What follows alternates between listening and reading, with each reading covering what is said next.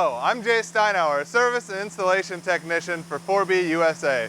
In this video, we will be reviewing the most common technical support questions regarding the M800 Elite speed switch.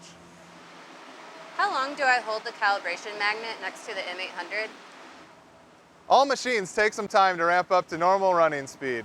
A small conveyor, for example, may take a few seconds, but a large machine with a soft start may take up to 10 seconds or more. Every flash of the set light represents a second of startup delay that allows the machine to run and get up to full speed before shutting down on startup.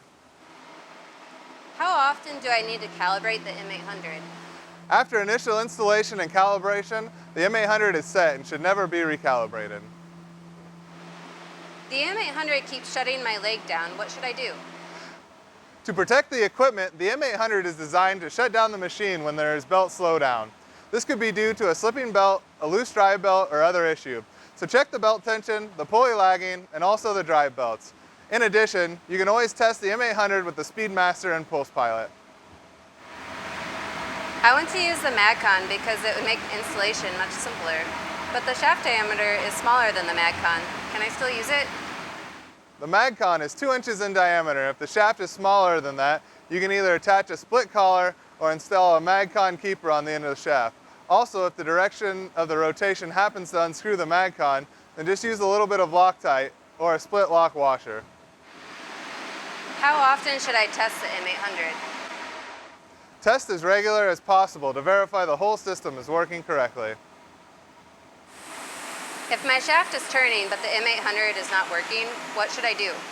If the input LED is off, then check that the M800 is mounted on the top set of holes closest to the whirligig guard. Also make sure that the unit has power and is wired correctly. You can also use a thin steel target, such as a putty knife, to check the input LED. The M800 has 8 wires. Do I need to run an 8-conductor cable? The M800 is a versatile product with numerous wiring configurations.